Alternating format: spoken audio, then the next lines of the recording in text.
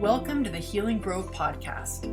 I'm Dr. Kristin, an integrative holistic family physician, author of Life After Lyme, and host in this virtual space of learning, healing, and growing. I believe humans are like trees, and our physical limb is only one of many. Health on all limbs of the tree, emotional, conceptual, social, spiritual, is absolutely required for the whole tree that is you to be vibrantly well. I created the Healing Grove podcast as a place to showcase some of the world's best integrative and holistic medicine, to expose you to transformative tools and mindset shifts for all limbs of your tree. I hope you enjoy our conversation in the Healing Grove today as much as I enjoyed having it. Hey, Anita Kopacz. Hello. Everyone, this is my dear and very long-time friend, Anita Kopacz. She is a pleasure alchemist, an award-winning author, and an activist. She was the editor-in-chief at Heart and Soul magazine for 5 years. Before that, she was the managing editor of Beauty Sense magazine. Anita received her bachelor's in interdisciplinary studies at UC Berkeley and her master's in spiritual psychology from the University of Santa Monica. She's also a certified Tantra coach and is the author of the book, Finding Your Way. Anita Kopacz was inspired to create the Zero F's Given movement because she's a thriving survivor of sexual abuse. There we go. We're definitely going to talk about that. I should have worn mine. She's utilized numerous modes of healing to reclaim her power, the strongest of which has been communing with circles of women. Her new book, Shallow Waters, will be available this fall, which is 2020. So excited for that to come out. Hi, Anita. Hello, Kristin. We've known each other since I was like a baby. So no, you really were you were a baby. So yeah. Anita is one of the many beautiful sisters of one of my bestest friends growing up, Sharon. And so Anita and I have spent many hours together, romping through woods and playing on islands and swimming in lakes and, running around, barefoot. So it's so great to have you. I'm really, really grateful and honored that you agreed to do this talk for us. I think it's really going to be a gem for people who are struggling with some of the same things that you went through.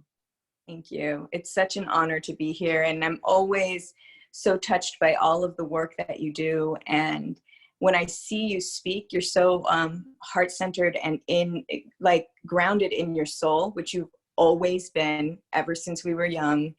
And so I love to see that you've continued with that through everything that you've gone through.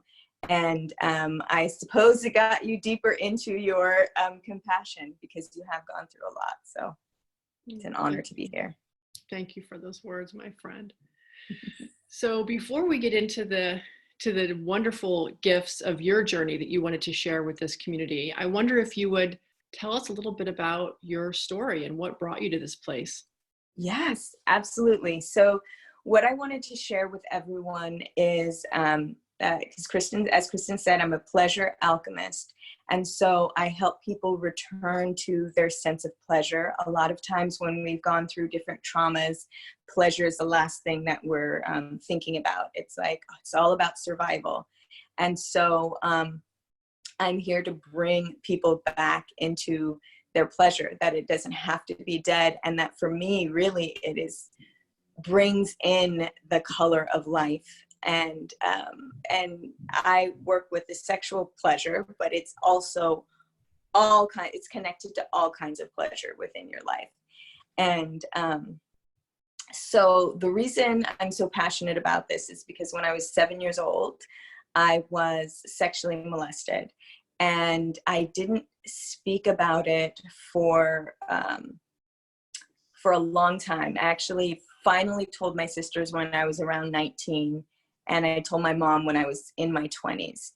But I kept it to myself for a long time. And, now that I've done a lot of work, I know it was because, deep shame and guilt. I thought it was my fault. I think one of the most nuanced parts about it was that it was very pleasurable. And I eventually would ask for it. And so that brought me into the place where I really thought it was my fault, because then I was asking for it. And so I think that's what made it so hard to untangle, just even within myself as a young child. And I remember the first time I heard, the first and only time, because I never hear people really talk about it, was I was around 10, and I walk in and my mom's watching Oprah, and Oprah starts talking about her experience, and that it was pleasurable. And I know that my whole face turned red, because I was like, everybody knows. And I just felt like everybody knew, you know, I'm looking around, my throat was tightening, and it was very traumatic. But at the same time, for me to see Oprah talking about it while she's on TV, this powerful woman, and I'm like, okay, if she's been through it and is like, at that time to me felt like, oh, she's thriving totally fine and all of that. I'm like, then I think for my young self, it was like, okay, I can do this. And, you know, I kept moving on, and I thought I was strong for not talking about it. You know, we go through our different phases. I didn't want to hurt my mom. I didn't even think about what my dad would he actually was the last one to find out, which I forgot that I hadn't told him. And it was I shared it on social media because I was going through the healing, and I shared it on social media, and Sharon called me and she was like, Dad is pretty messed up, you know, you should maybe call him to see if he's okay. And I was like, oh, right, shoot. And I called him, and he, you know, he has a very thick Polish accent. So he's like, oh, hello, Anita, you know, and trying to act all happy. And I'm like, Dad, I know that you know what happened to me. He's like, oh, I'm just a failure. And I'm like, no, you're not a failure. That's not what that. He's like, yes, actually, that is what it means. You know, that's the whole reason that, you know, I'm here on this earth, is to protect you guys. And, you know, where I am with it now is that it feels like it was a blessing. And so I was trying to explain it, but, you know, he definitely wasn't at the point to understand that it could be a blessing. But then he just realized, he's like, well, you know, if I found out when you were 7, I probably would have killed the man. So it was like, yes, it's actually good that you did not, and that you are here with us. So, yeah, it's an intense thing. So there's so many different layers of pain, of guilt, of shame, of story. And, you know, when someone tries to hold it all in, as you probably know, it can turn into so many different things. And as we speak, as I speak, I can speak for myself, I can feel the shame and the guilt releasing. So that is actually where I got my inspiration to move into the different modes of healing. And I am a spiritual psychologist, so I have worked with many people, mostly women, but I have worked with some men.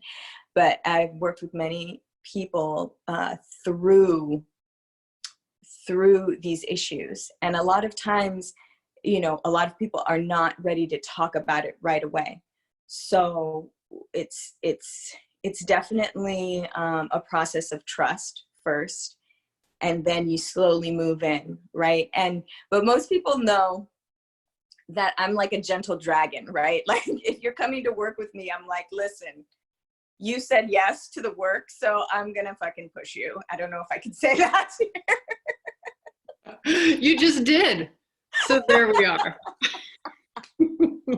Yeah. So there definitely has been times where my clients, that's part of, it seems like it's part of the process that the clients have a hate for me almost for a moment, because they're like, oh, I don't want, there's a protective mode that people go into when they don't want to go into their trauma. And so it's like, you kind of have to be a warrior to get into it, you know, the gentle at first, and then like, is this something that you really want to heal? And one of my healers, I know I keep going on, but it's like, one of my healers said this to me. He was saying that when someone is dealing with trauma, the reason it's so hard for people to go back is, like he said, imagine that you had a red bike when you were younger, and this red bike is now stored in your grandmother's garage. And in order for you to get rid of that bike, you have to ride it around the block once. And so your body definitely feels like you're going through it again once you start talking about it, but you're really safe sitting on your bed or wherever you're sitting, and to have someone to remind you, like, you are okay right now, and you're not in the trauma, because it really does feel like it. Yeah. I mean, I think the programming that we do for our hard drive back when we're 5 or 6, and a lot of us have been traumatized. I mean, first of all, birth is traumatic. So let's just start there. Regardless of whether you believe in past lives and bringing in things from other lifetimes, we all at least have the birth trauma, and then it just kind of compounds from there. And as a child, we don't have the kind of evolved and mature sensibility to understand that we are going to survive this, and we have tools, because we don't have tools and we're terrified. So the tool becomes just shoving that away and locking it beyond, like, 14 padlocks and a lot of dragons guarding grandmother's garage, right? So that you never, ever have to get back on that bike again. Yeah. Yes, exactly. Exactly. It is. And so this is a part of my mission, is to get through the dragons and the padlocks. And but really it's up to the person who wants to go through the healing, because once they say yes and they bring themselves into the space, then they're giving me permission to go in. I do not go in and if there's no permission given. Obviously, I want someone who is ready for it. Right. Otherwise, well, it's re-traumatizing, right? Exactly. Yeah. So what would you say then to someone who is listening on the edge of their seat and saying, oh my God, either a lot of this happened to me, or I can totally resonate with having held deeply onto things that I no longer want in my personal garage? Like, what are some next steps or some tools that might be safe for everyone in that position to try? Yeah, absolutely. So I'm trying to think of some that would be great. Well, for me, I'll move. So if someone who has gone through some sexual trauma and they are ready to move through it and move towards regaining their pleasure. So for me, I know everyone goes through different reactions to their traumas. And for me, I closed up and stayed away from pleasure, and anything that seemed like pleasure, I would feel so guilty about. And so this was huge for me. And I didn't begin my healing, my true healing, until I was in my 30s, my late 30s. And so I'd already had 3 kids. I actually contracted herpes. And so what was happening was that I was getting outbreaks every month. And when I said, I mean, they were serious outbreaks, and I didn't want to take medicine. And I was just like, what is happening? And then one of my friends eventually, and this is after maybe 2 years of this, she was like, how is this serving you? I'm like, what? This is not serving me at all. Like, this is horrible. And then I really thought about it, and my whole life I've been running away from sex. I'm like, I see the look in my man's eye, and I'm like, no, like, I don't want to do it. And so how it served me is that I didn't have to have sex, right? And I was like, oh my gosh, that's how it's serving me, but it's putting me through all of this pain. And so literally as soon as I decided to do the work, I have not had one outbreak. Mm-hmm. So, and this is years and years. So it's so, you know, I haven't been tested to see if it's, I mean, I know apparently it stays with you for the rest of your life, but who knows? Like an old friend. Exactly. But I haven't had one, whereas I was getting them every month. Wow. All I did was decide, like, oh, this doesn't serve me anymore. I want to see why I'm running away from the pleasure. And so what I ended up doing, I ended up creating a film called Touched, where there's two different healers within the film. One, his name is Christopher Lee Mayer, and he basically uses touch to go through the body to find where you're physically holding the trauma. And then the other was a body painter. Now, I had done a lot of talk therapy before, which brought me to a certain place, but I was still not being able to appreciate pleasure, sex. I would still have flashbacks that would make me not feel sexual. And so I was like, I need to do something else. And everyone's healing journey looks different. And so once I worked with them, I did this film. And this woman named Sam Isadora came to one of my New York, like basically where I was showing the film. And she came up to me and she said, your next step in your healing journey is Tantra. I was like, what? No, Tantra? What is, you know, like I knew what Tantra was, but I didn't really know. And so this is where I learned a lot of my tools to return to pleasure. And the main thing about Tantra is connection. And you can have a full-on Tantra experience without even having sex.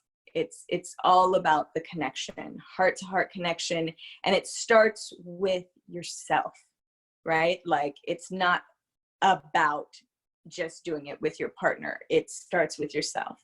And so there are a few tools that I actually love within Tantra, which I wanted to share with you all.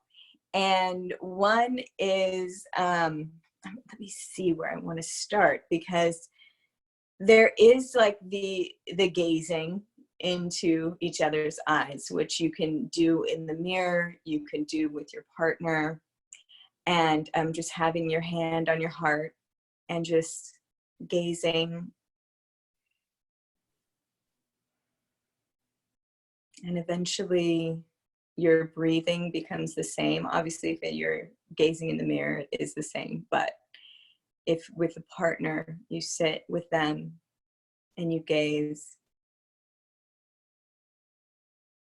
And if you can look up what the Yab Yum position is, it is, if I can try to explain, but you're sitting with your partner. So one would be sitting cross-legged, and then the other sits on top towards them with their legs wrapped around their body.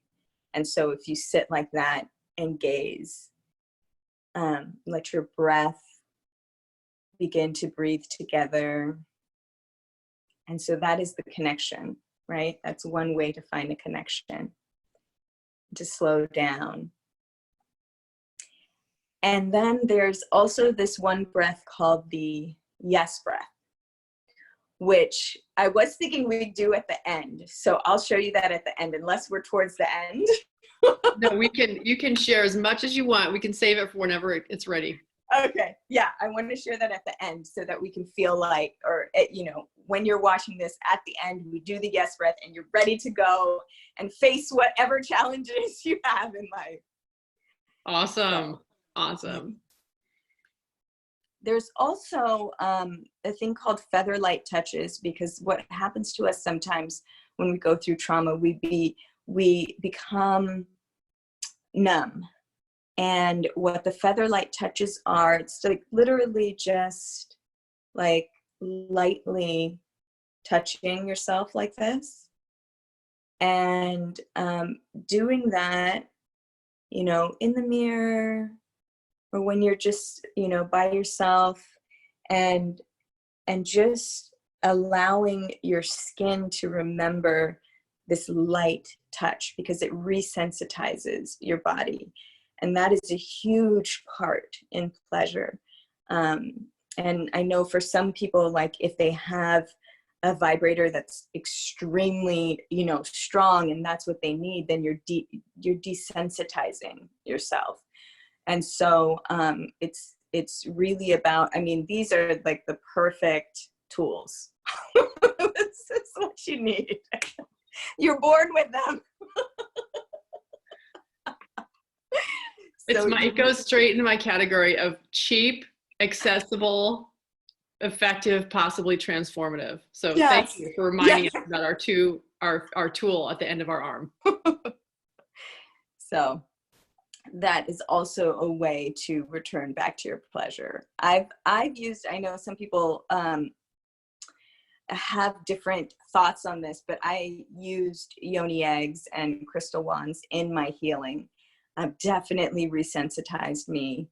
And the yoni eggs it's an ancient practice from ancient Asia and Egypt, and they used jade eggs, and they're small eggs that you place within your yoni, which is into your canal, your vaginal canal.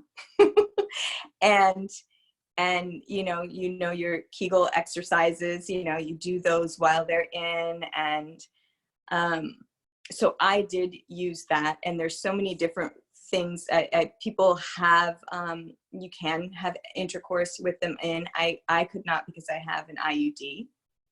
But definitely look it up, do your own research, see if that's something that you would want to do. I know there's so many different thoughts out there about it, but it actually definitely helped me within my healing.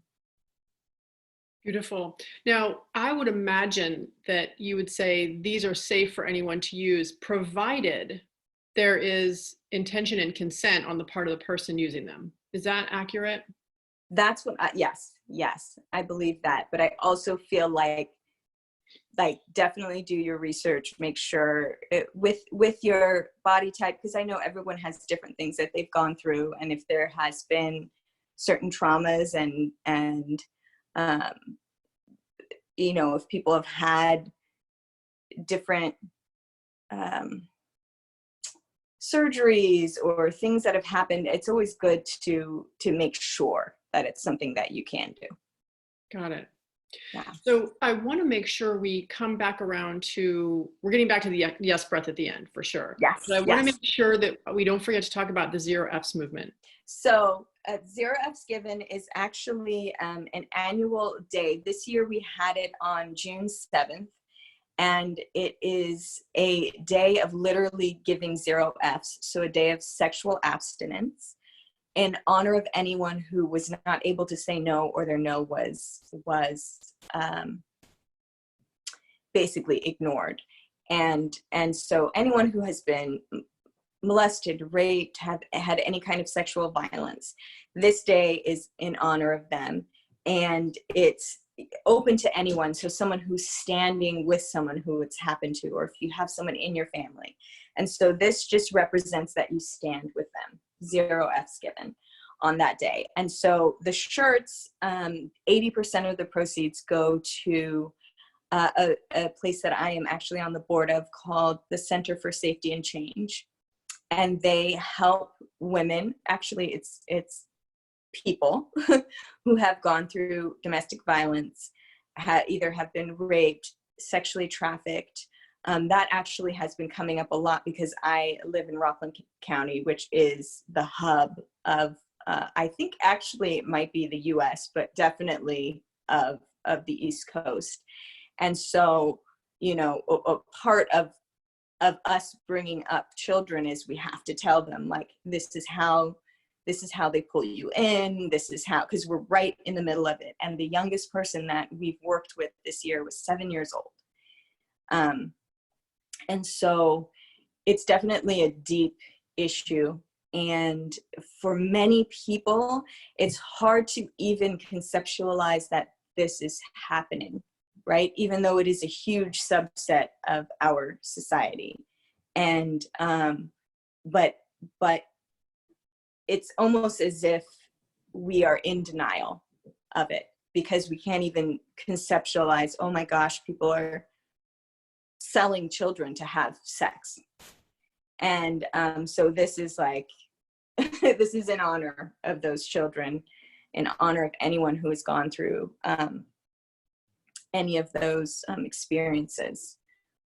Well, thank you for doing what you're doing. It's such a, I mean, your story is so powerful and your passion is clear. And I'm just so appreciative of all the work you're doing to raise awareness around this. Thank you. Thank you. Yes. And you know, it's huge. It's happening. Like it's a whole, there are a whole bunch of people working on this, but I don't know if you've heard, but I read in the BBC that a pedophile ring of 30,000 people was just taken down. So it's, and when I read into it, as far as like what a major part of it was actually parents having sex with their children and filming it. And so it's there, it's big, it's huge. And obviously no one wants it to be, nobody within it wants it to be revealed because it's I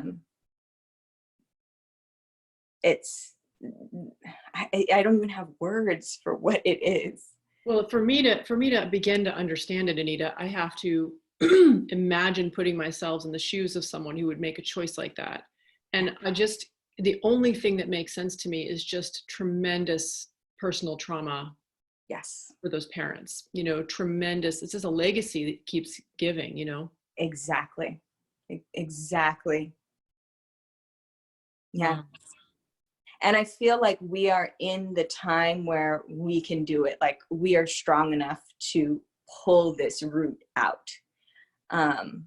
It is definitely something that's ancient and has been around for a long time. And like you said, it perpetuates. So hurt people hurt people.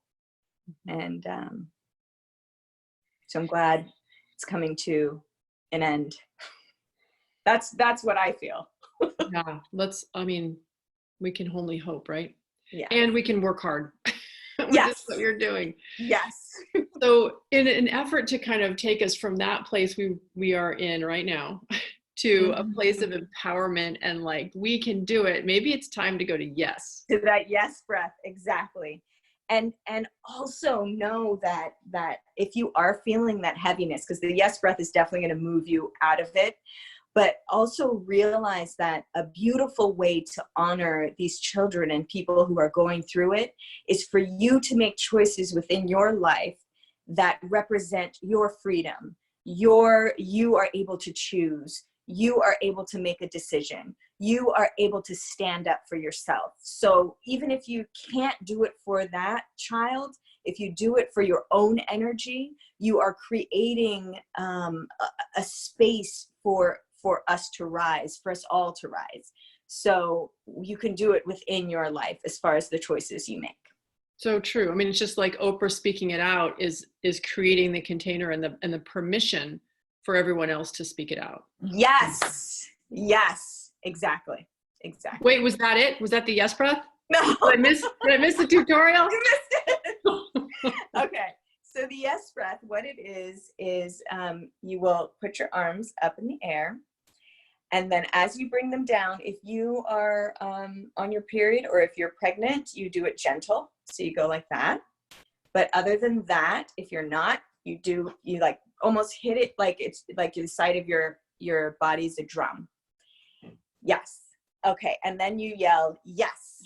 Okay. And so we're going to do this and it might seem like a long time, but trust me. Ready? And